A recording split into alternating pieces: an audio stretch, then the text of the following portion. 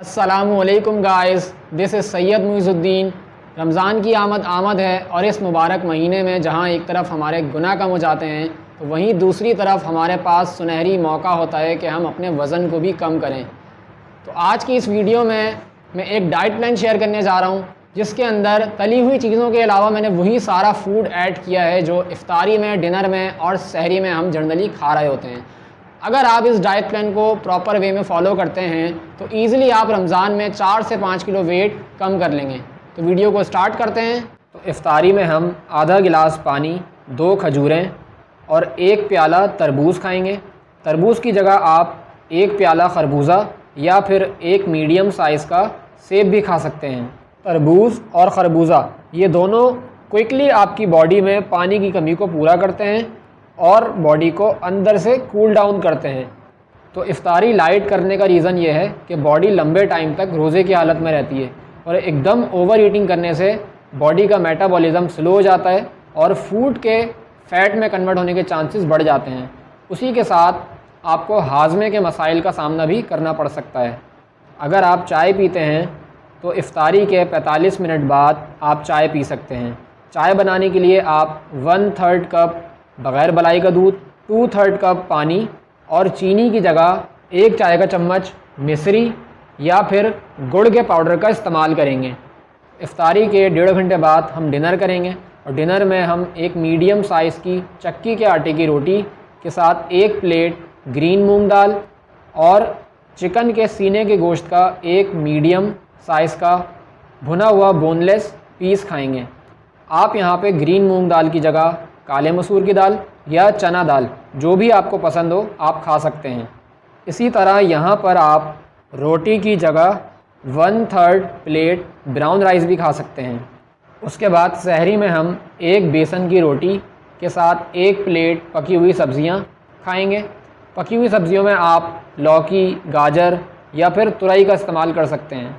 बेसन की रोटी का ग्लाइसेमिक इंडेक्स चक्की के आटे की रोटी से ज़्यादा कम होता है और इसमें प्रोटीन भी ज़्यादा होता है, इसीलिए रोज़े की हालत में यह आपकी बॉडी में स्लोली डाइजेस्ट होगी और आपको लंबे टाइम तक एनर्जी प्रोवाइड करेगी। तो 5 खाने के चम्मच बेसन और 3 खाने के चम्मच चक्की का आटा मिक्स करके आप बेसन की रोटी बनाएंगे।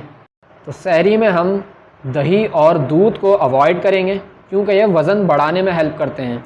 इनकी जगह आप बटर मिल्क पिएंगे, जिसको हम छाछ और लस्सी भी कहते हैं।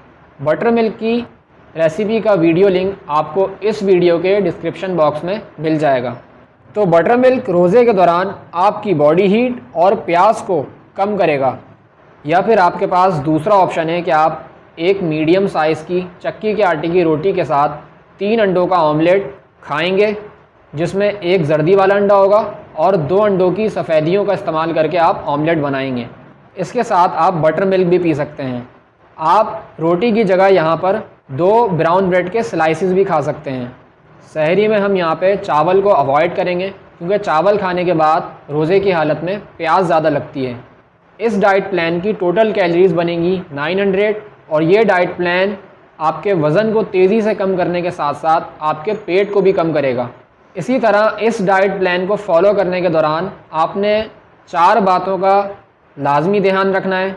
तो पहली बात, आप सहरी से पहले रात को 2 से 3 घंटे की मिनिमम नींद ज़रूर लेंगे क्योंकि रात की नींद का मुतबादिल दिन की नींद नहीं हो सकती, क्योंकि रात की नींद को आपके हार्मोन बैलेंस होते हैं और आपकी बॉडी का जो एक्स्ट्रा फैट है, एक्स्ट्रा चर्बी है, वो ज़्यादा तेज़ी से कम होती है।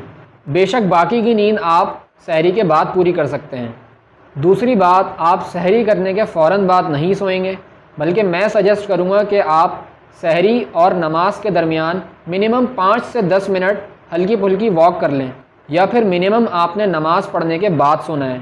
यानी आपने सहरी और सोने के दरमियान मिनिमम 45 मिनट का वक्फ़ा लाजमी रखना है।